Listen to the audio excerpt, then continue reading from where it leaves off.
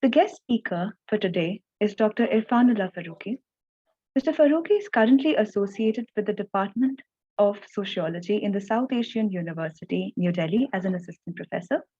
Prior to joining SAU, he worked at the Department of Sociology in Aligarh Muslim University and Jamia Millia Islamia.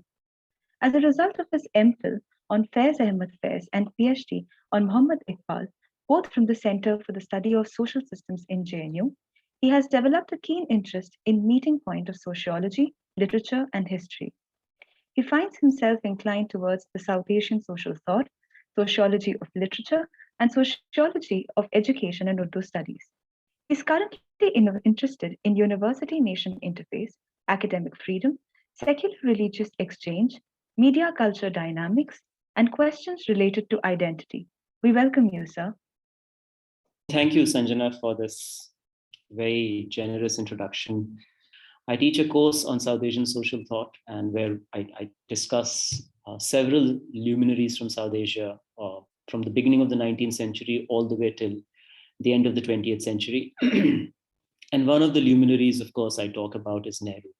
So over the years, I have engaged with several of his original writings. And lastly, I just, because so that, in the question answer session, we really go in all directions.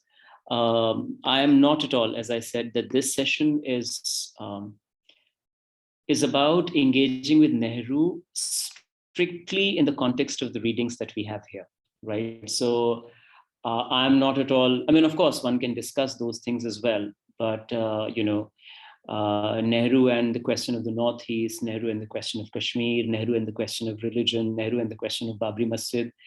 These are separate matters altogether. So that is not really something that I am interested in right now. So I would be very happy to entertain questions strictly in the context of the readings that we have for today's discussion.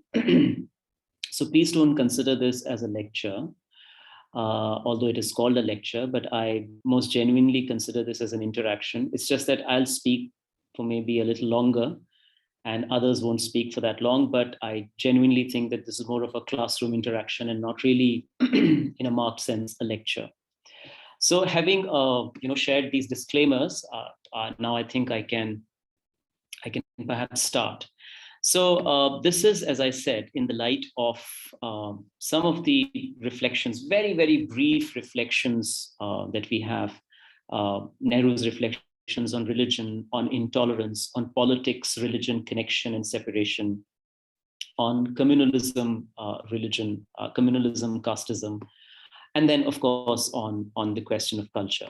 So this is something that we have. So what I'll do is I'll just quickly take you through each of these readings and talk about some of the things that I think are crucial. And then following that, maybe I'll try to wrap it up. So let me start with the first reflection, which is again a very, very, very short, but very interesting, very piercing and insightful reflection, which is titled, "What is Religion?" Now, one of the things that many of us grew up thinking about is that Nehru was one heck of an ardent secular person. Now, there is no denying that Nehru's secularism is quite, in many ways, it was exemplary. It also had its shady side, but again, as I said, we will not go into that. So there is something absolutely remarkable about Nehruvian secularism, and a lot of stuff that we have right now on secularism in India, in the subcontinent, actually can be traced back to Nehru's interventions. And in fact, many people, for a very valid reason, they have actually talked about Nehru as an unabashedly, brazenly secular individual. But when you read this particular piece, "What is Religion?" which is not that long, it's a small reflection, what is religion? One thing that you immediately understand, and I think this is a remarkable realization as a student, as a learner, as a curious explorer, one thing that we immediately understand or realize is that Nehru is kind of in a dialogue, in a certain kind of a dialogue with religion. He is not at all dismissing religion.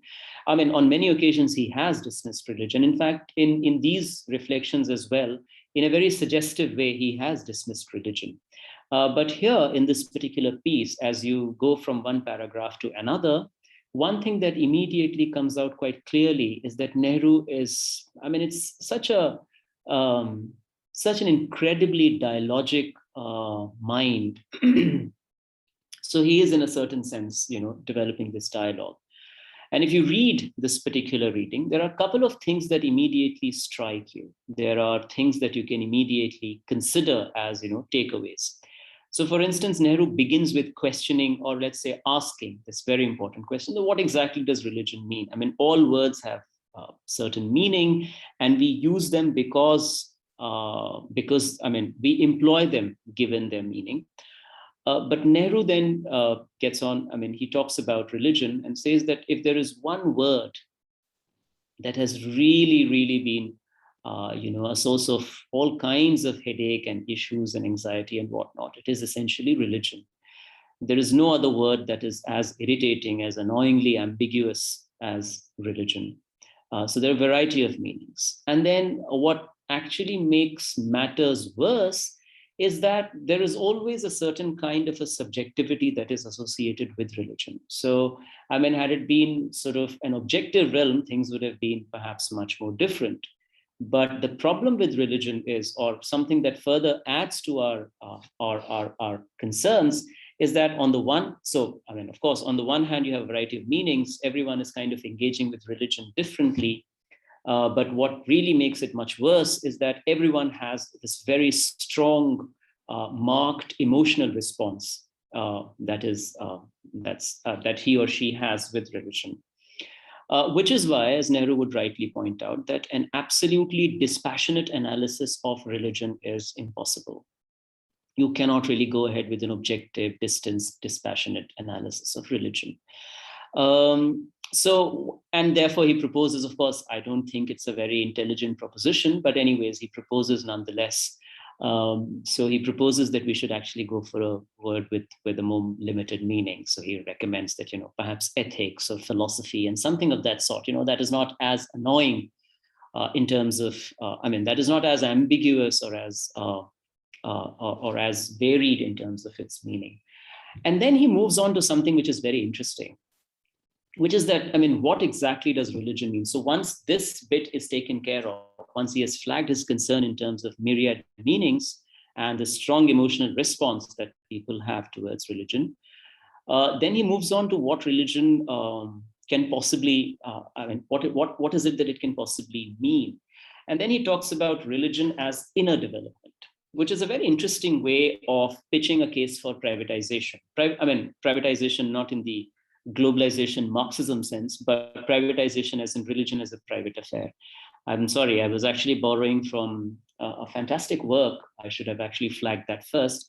Jose Casanova wrote a book, I think in the 90s, Public Religions in the Modern World. And in that particular book, there's he's talked about secularization as a process. And in that, he's talked about secularization as privatization. There are other two things as well. But here we are. So privatization basically meaning that religion is kind of pushed into the private realm. It's the individual life that's got to do with it, and the public life has got nothing to do with it. So Nehru, when he was underlining this particular meaning of religion, that, religion perhaps has to do with inner development, inner life, inner change. He was actually, advertently or inadvertently, I won't be able to comment, but he was in a way making a case for religion being a private affair. So he says that, inner change is something. So there is a certain kind of drive towards inner change. So if you're a religious person, according to Nehru, you should be someone who's changed from within. So, and I think the person he has in mind is someone like Gandhi, because, Gandhi, this whole idea of truth, soul force, and religion as a certain kind of inner conversation. So Nehru, I suppose, if I'm not mistaken, he has someone like Gandhi in his mind when he's pitching this interpretation. But then very intelligently, he also makes a case for outer change. So he says that, it's a very, in a certain sense, not markedly Marxist, but there's a certain kind of position that he takes, where the material stuff, the materiality is also pitched. So he says that if the outer changes if the outer world is not conducive, if there isn't a certain degree of outer development, or if there isn't a certain degree of development that is attained in the outer world, you will not be able to pursue this inner change, right? So in a certain sense, the change in the outer world is more important, or let's say it is a prerequisite for that inner change to take place. So in a certain sense, religiosity or this kind of a religious pursuit is something that is absolutely dependent on development, right? Let's put it this way. So outer change as a projection of this inner development. And I think if you read it, and I'm sure those of you who've read the text would agree with me, that there is a way in which Nehru actually goes ahead with the primacy of the outer, the ways in which he is formulating the entire thesis, or the ways in which he goes ahead with his proposition. So there is a certain kind of requirement of external development. And as I said, that in many ways, if you read it carefully, you realize that it's almost flagged as a prerequisite, as a precondition for this inner development, inner awareness, inner change. So for inner development, some kind of external freedom and a suitable environment are necessary, right? So Nehru is absolutely clear that if you don't, so let's say if there is poverty, or let's say that if there is underdevelopment, there's starvation and there's destitution, and so on, then religiosity is not really going to take you very far. You won't be able to row across the stream. So outer development is something that is absolutely fundamental. And once you have a certain level of outer development, perhaps then you can indulge and you can do whatever you'd like to do in terms of this inner quest or inner journey. So that is something that's very important. And then, of course, I mean, there are other things as well, but because there's paucity of time, I won't really talk about each and every argument that's there in each of these reflections. But just to kind of, before I end on this one, there's a way in which he kind of engages with the meaning of religion. And he says that perhaps what is more important is the thought or the quality of thought, right? And not necessarily the objective. So what is it that you are aspiring for is for Nehru secondary, or for that matter, not that important. But the way in which you do it, the way in which you go about it is something that is perhaps primary. And as he makes this case, he is in a very decisive way, he's actually pitching a very Gandhian position, because as all of us would know, or most of us would know, the Gandhian philosophy in terms of means and end was one that always considered the former as primary, or the former is actually important. I mean, the latter was not really that important. So it was always means for Gandhi that would determine the moral legitimacy of the end. So it's a very Gandhian pitch in that sense. So he's talking about, this whole idea of the quality of thought when he's engaging with religion, and not the objective, because the quality of thought is something that might as well bring about a fresh understanding of religion, a more progressive understanding of religion. Whereas if you were to engage with religion in terms of objective, in terms of end, then I think there are all kinds of unwanted, unanticipated issues that come to the fore. And there's one thing that I'm reminded of, because of course, there are several controversial references and arguments in the Discovery of India, but the Discovery of India remains quite an iconic work. So in Discovery of India, there is, if you read in the beginning, of course, the logic of the work itself is so exciting, but there's a way in which, again, when Nehru engages with the civilizational legacy of India, there's a way in which he actually seeks recourse to religion. Of course, he would cast religion in the broader frame of civilization, or let's say flow and continuity. But for instance, when he's talking about this in the chapter, The Quest, when he talks about his idea of India, and there is a moment when he says that I can actually see Buddha delivering his sermon at Sarnath. And that's such a remarkable way of projecting that continuity that marks, or that continuity that characterizes India as a civilization.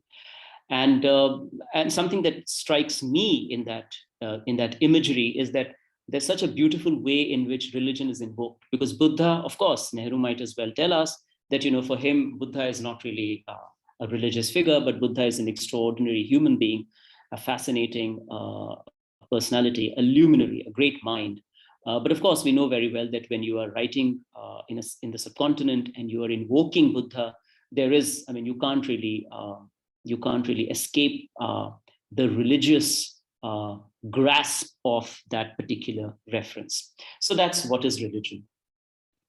Now, moving on, there is another reflection, which is on intolerance. It's a fantastic, again, a very, very lucid and very insightful reflection. And of course, I mean, this was the time when Nehru was writing about these things. And I think some of these things become quite crucial for the times in which we live, because, I mean, we live in an age of intolerance. We live in an age of, I shouldn't say this, but hate, bigotry, violence, and so on. So, I mean, of course, Nehru was also writing at a point when these things were essentially becoming, I mean, you just couldn't look away. You just couldn't turn your faces away from these questions. So when he's talking about intolerance, he is basically, although the title of the article, the title of the reflection is intolerance, but if you read it from start to finish, he's actually informing us more about tolerance, right? About plurality, if I may, about dialogue between cultures and dialogue between groups and communities and identities. So although the title says intolerance, but it is actually a certain kind of insistence vis-a-vis the primacy, the sheer significance of tolerance. So in a certain sense, when he's, I mean, why is it that he's talking about it? Because intolerance actually suggests a complete absence of dialogue, in the sense that if you have an intolerant society, one thing that you can immediately say without an ounce of doubt or skepticism is that here is a society that is absolutely, absolutely devoid of dialogue. Here is a society that does not find any merit in dialogue, right? Dialogue has become irrelevant, or dialogue does not exist in their daily life world. And of course, there's a way in which Nehru would go about pitching his arguments. So for instance, when he talks about national life, it's a very romantic idea, but it's also a very interesting idea to think about, that national life as a life that is characterized by perpetual flow of dialogues. That's a beautiful way of putting it, that there is, and that was basically the Nehruvian imagination of the nation and the national, that, you know, a multiplicity, a plurality. There is such an extraordinary crisscross, that things are moving in all directions, from all corners to all corners, and a certain kind of a dialogue between different groups and identities, conversations, communication, to back and forth, and so on.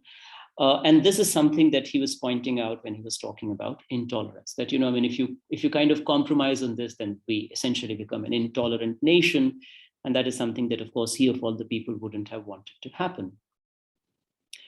And then he kind of, you know, arrives at some interesting solutions to some of the problems that we were facing as a society at that point of time. And he said that, you know, I mean, if you really want to talk about tolerance, or if you really want to get into how we can be a tolerant society, then perhaps the first thing that we can do is we are not supposed to react. So let's say there's a situation that is unpleasant. There's a situation that is unacceptable. There's a situation that is inappropriate, that I find inappropriate as a Muslim, as a Hindu, or as a person of whatever religion.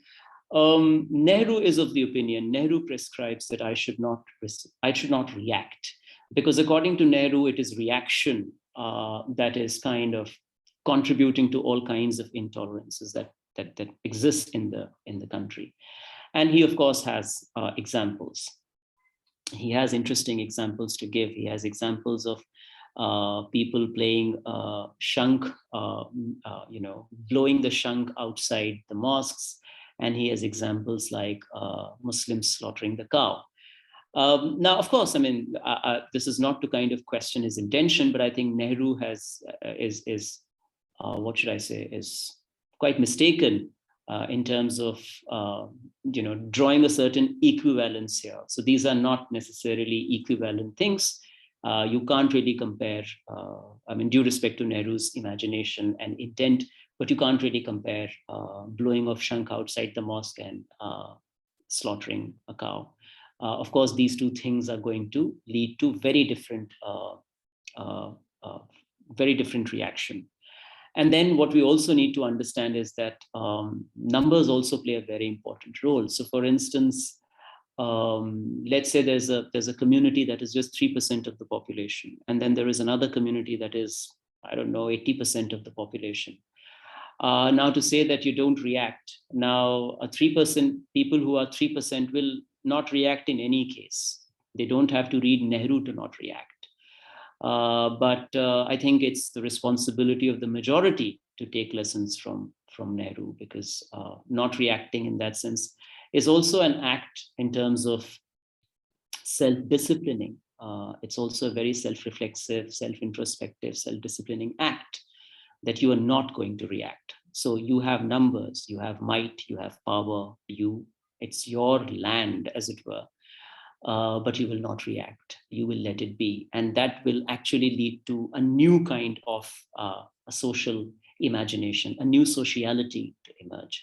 So anyways, these are two things that I think Nehru completely misses out on. One is that, numbers really matter. So a population that is absolutely minuscule of the country's population, I don't think these guys have any other option. All they can do is just ignore and ignore all the time. They will not react. They must be fools to react. But when it comes to people who have, who outnumber the other community substantially, significantly, then of course, they can do something about it, because I think they are under the intoxication that numbers create at various points in time in our national social life. So he says only requests can be made, etc. So this is I think it's a very innocent way of looking at it. But I think he's being earnest. I think he genuinely believes that these are things that can help things get better in our day-to-day life, that can facilitate social engineering one way or another. And then there is an interesting section on conversions, and he has issues with conversions. Because there's a way in which, on the one hand, of course, Nehru is absolutely clear that religion does not really take us very far. He does not consider religion as a meaningful enterprise.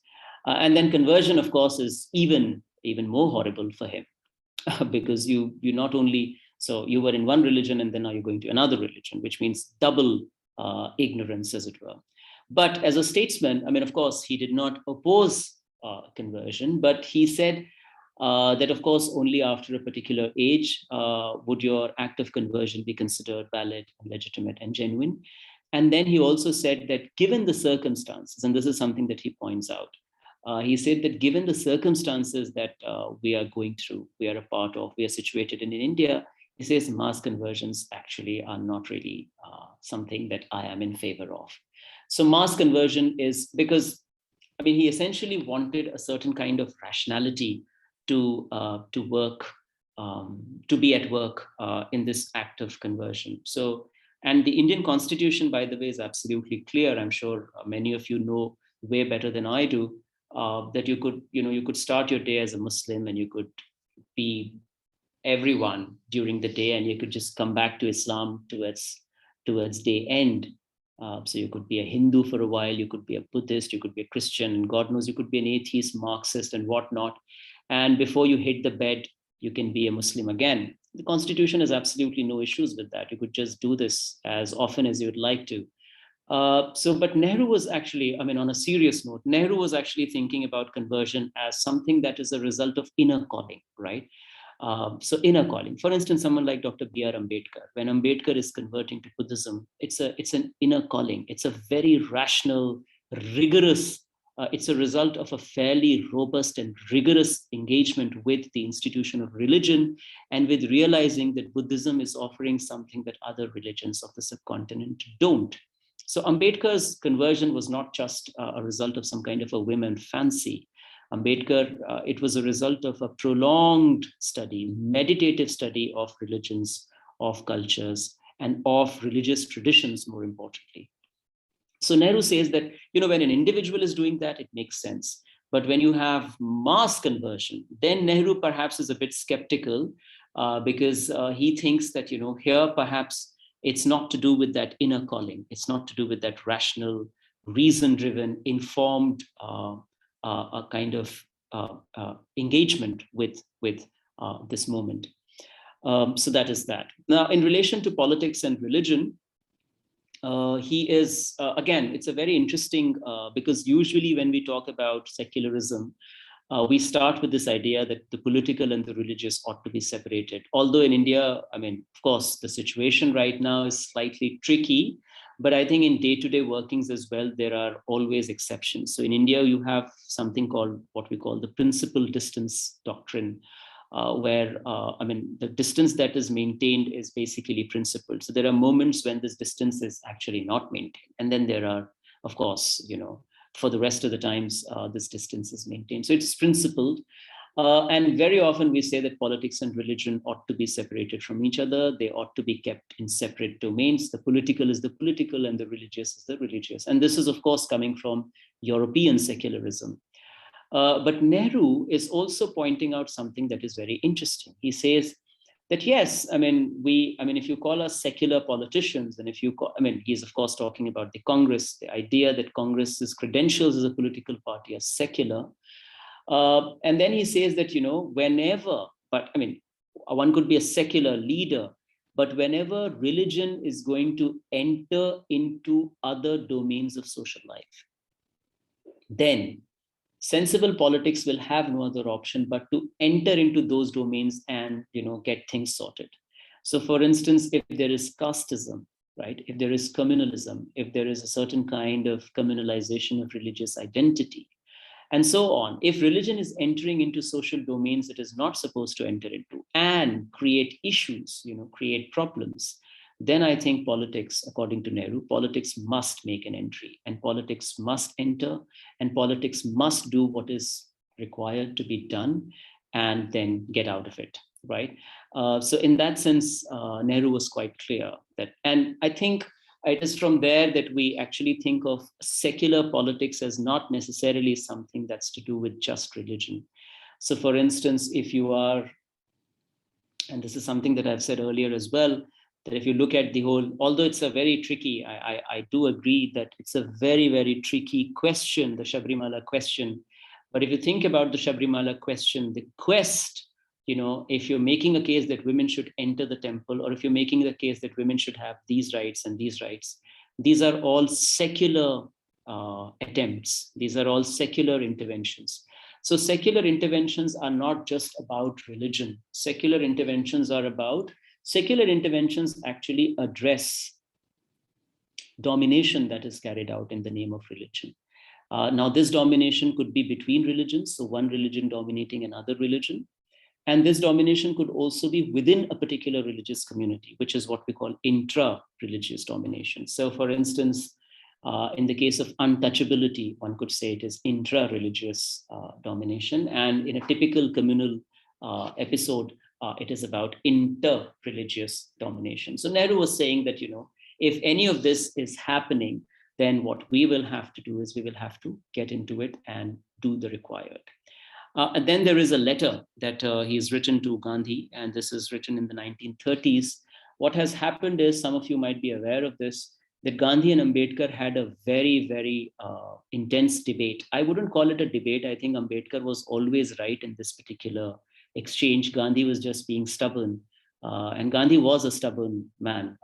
He was a great man, but he was a stubborn man as well. So Gandhi was just being stubborn in a very childish way, I would say. Ambedkar was morally right. Ambedkar was politically right. And the ethics of Ambedkar, the ethical framework of Ambedkar was absolutely, it was spotless. But anyway, so the debate, so the exchange went on, and Gandhi, of course, there was this Pune Pact, Gandhi's fast unto death, and all of that. Ambedkar had to actually retreat. He had to withdraw. But then Ambedkar is, of course, he's doing his work. He's a champion. He's a fierce soldier. And Gandhi started doing stuff on his own. So one of the things that he started doing was he started sort of questioning untouchability in public. speeches, and there were certain practices that were followed in his ashram and so on. And therefore, some of the staunch Hindus, the Sanatanists, as the title tell us, they basically went against Gandhi. And Gandhi then writes to Nehru about this entire episode, right? He's telling Nehru about what all has happened. And then Nehru is responding to that letter. And Nehru says something very interesting, which is kind of Nehru's signature reading of those who follow religion. So on the one hand, he's very dialogic. He's very, he writes quite lucidly, but I think end of the day, he had a certain reading of those who are staunch religious people, staunchly religious. So Nehru says that, these Sanatanists, if I remember correctly, he says that, these are relics of a bygone era, right? Which is quite an interesting way of formulating a problem. The Sanatanists are basically, they're just outdated, they're relics. And for Nehru, any person who is religious and who refuses to engage in a dialogue is basically a relic of a bygone era. And Sanatanists just, they very much qualified for that phrase. So this is the way in which I think Nehru was also making a case for what we can call the modern mind. That the modern mind is basically a mind that is always open to dialogue, that is always entertaining plurality of opinions, that is always basking in the glory of multiplicity of positions and stances. But then, of course, the Sanatanists are not at all, they don't have a modern mind. So, of course, they are miles away, galaxies away from anything that is indulging in dialogue.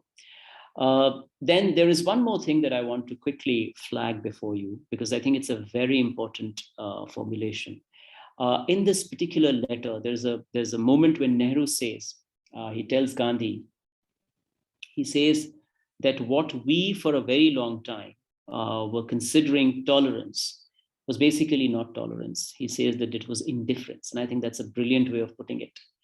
He says that actually what we call tolerance is not tolerance, it is indifference. And what Nehru basically means is that we were just living together.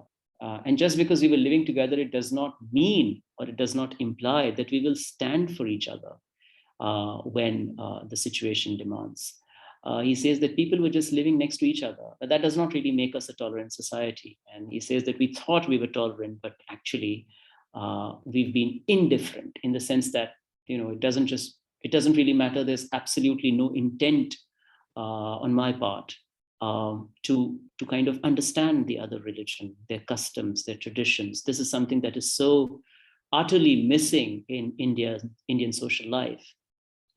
So just because Hindus and Muslims are walking next to each other, it does not necessarily mean that they are invested in each other's lives. They are not. And because they are not invested in each other's lives, they will not be able to withstand, they will not be able to survive waves of hatred and bigotry and violence, communal violence. They won't be able to survive those waves. They will just go with the flow. Because, of course, there was no investment. And so it is very beautifully, in a very painful, aching way, Nehru is pointing out that, what we consider as tolerance is basically not tolerance, it is indifference. I think we need to think about this. And then there is communalism and casteism, where again, Nehru, as, in a certain way, what Nehru is doing is he's elaborating further. And he's talking about something that I just spoke about a few minutes ago, that, secular is, he's essentially explaining the whole idea of secular. And then this practice of, or the problematic practice of communalism and casteism, this incredibly inappropriate, unacceptable inklings in our society. Nehru is basically saying that any attempt to question these are secular attempts. So if you're speaking against caste, if you're speaking against patriarchy, if you're speaking against communalism, these are all equally secular ventures. So there is, and he also ends up defining secular, because one of the things that we have always found in our own, and I mean, I don't know what's your experience like, but definitely in my experience, as far as my extended family and circles are concerned, extended circles. I mean, of course, immediate circles, thankfully, and also in a tragic sense, all of them are academics or associated with the university system.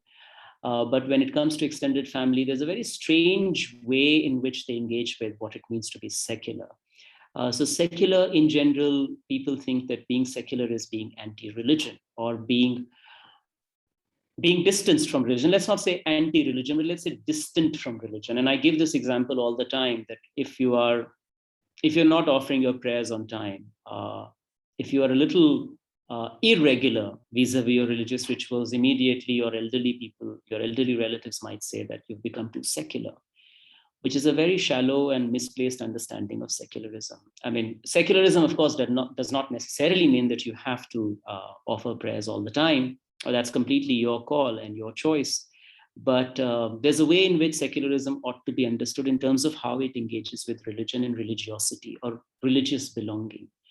And Nehru was very clear that it wasn't anti-religion. I mean, I think that is quite a phenomenal thing about Nehru, that despite his own inclinations and his own ideological positioning, Nehru was absolutely anti-religion. He could have gone ahead with this and, I mean, at least he could have tried, not to say that he would have succeeded.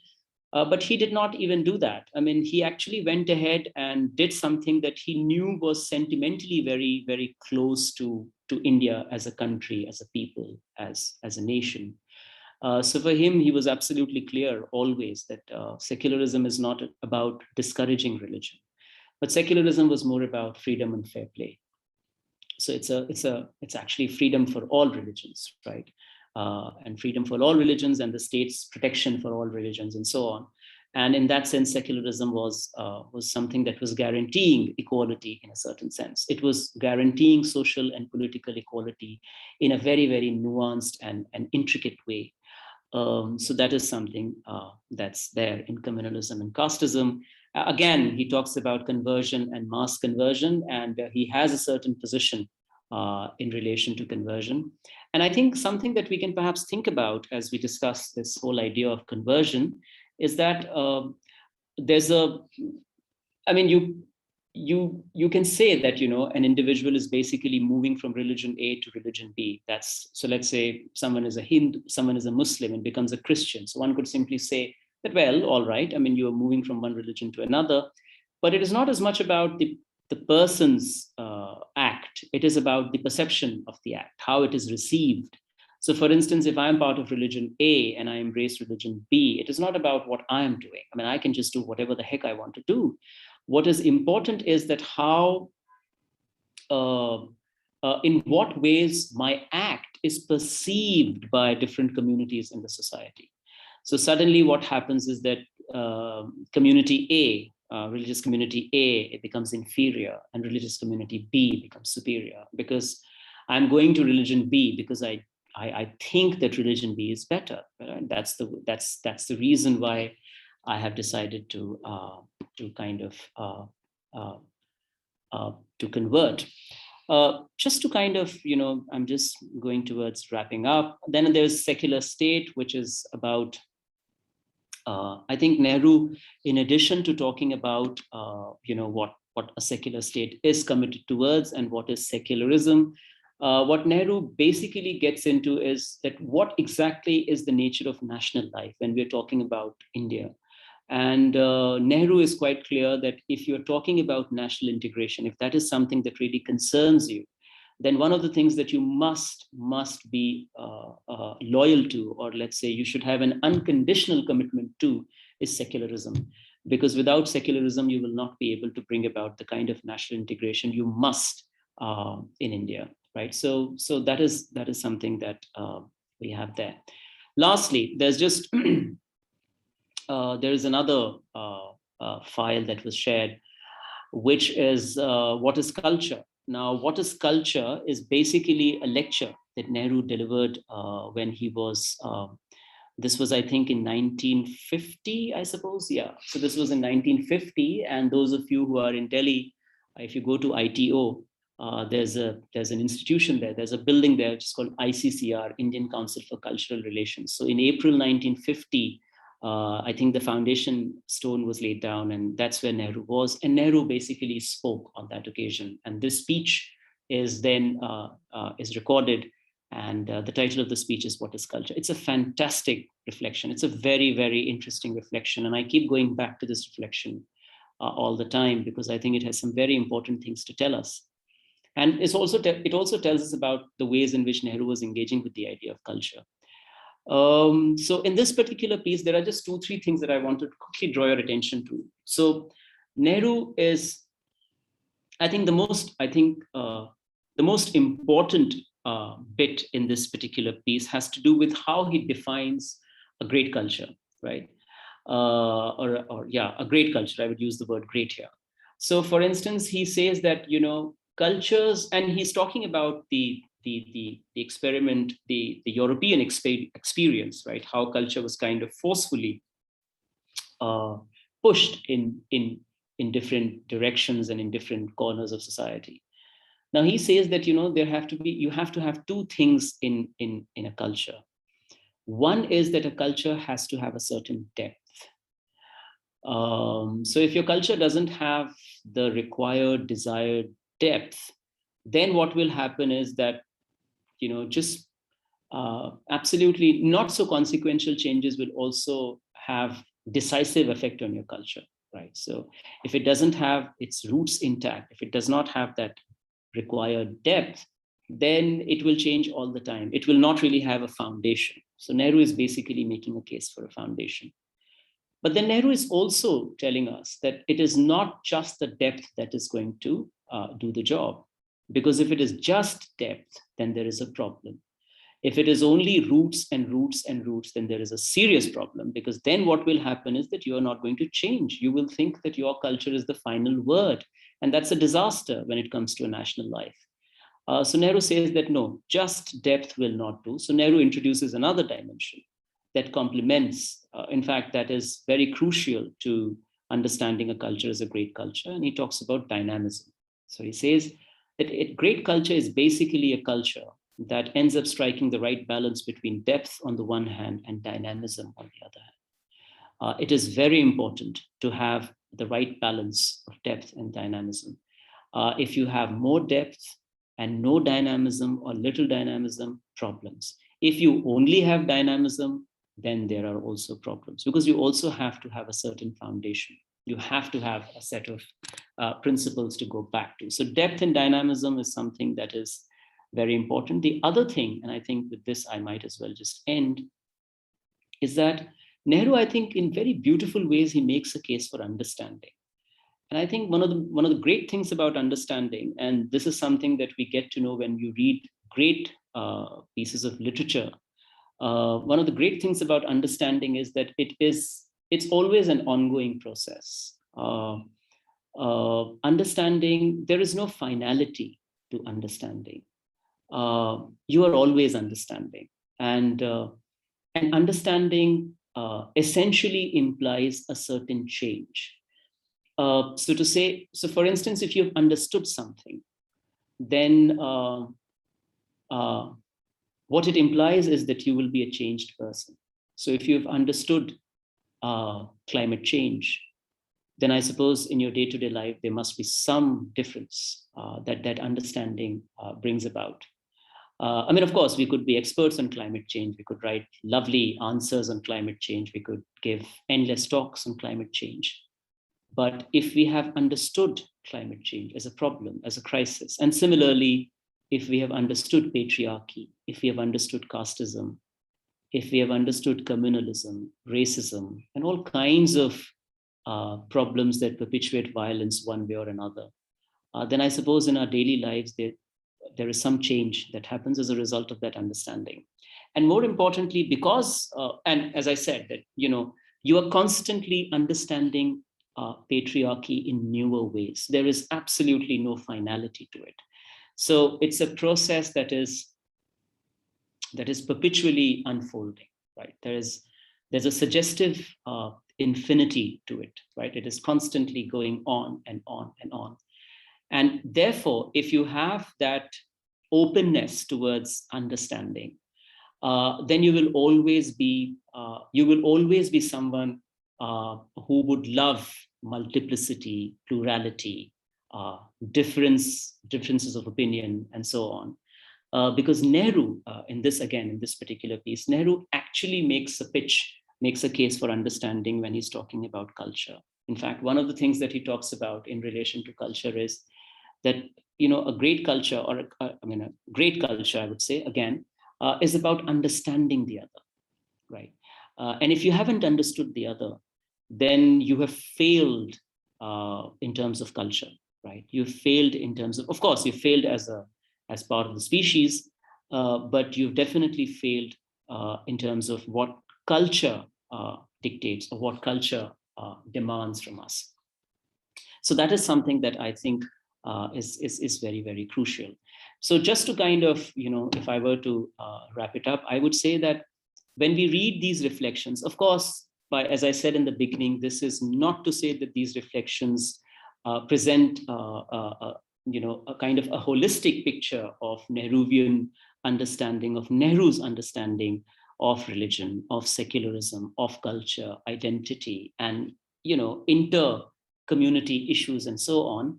But these, as I said, that as students we can always we can consider these as prefaces to something that is perhaps more meaningful at a later point in time. So this is just to kind of enter into a world which is an absolutely fascinating world. And it is also to kind of read something that is meaningful in the times we live in, because I don't have to spell it out, but the times we live in aren't really the most exciting of times. And I think it is important to read stuff that speak of a different world. It is important to read stuff that bring in a sense of hope, and that help us engage with each other more meaningfully, more sincerely. And it is also important to read stuff that makes a case for understanding as a process that is perpetually unfolding. Understanding is something that is never finished. We are always understanding in newer ways. So I'll stop here. I thank you for your patient listening. Thank you very much, sir. That was really an interesting session. I had my own remarks, and I'd like to probably pose it as a question in itself. So I really liked how Nehru, in this text that was offered for us to read, is in a certain dialogue with his own thoughts. And you said that this is more of a dialogical mind, and I think that's the beauty of that very small text that was there, and it kind of also made me question a lot of assumptions and my own thoughts that were there in my mind. So I was firstly wondering that when Nehru remarks that tolerance is in our society is more understood as indifference rather than really just having more respect for the other person. And I think probably even after these many years it would kind of reflect a lot similar. But could it be so that this tolerance as indifference and tolerance is really respecting and understanding each other brought into my mind the distinction that probably even Bhargava makes about secularism as just being living together and living together well. So I think that's a takeaway that I would have of this session. And then I was particularly also interested by the two things that are very important in the understanding of culture that Nehru spoke about in his 1950 speech, of that of depth and dynamism.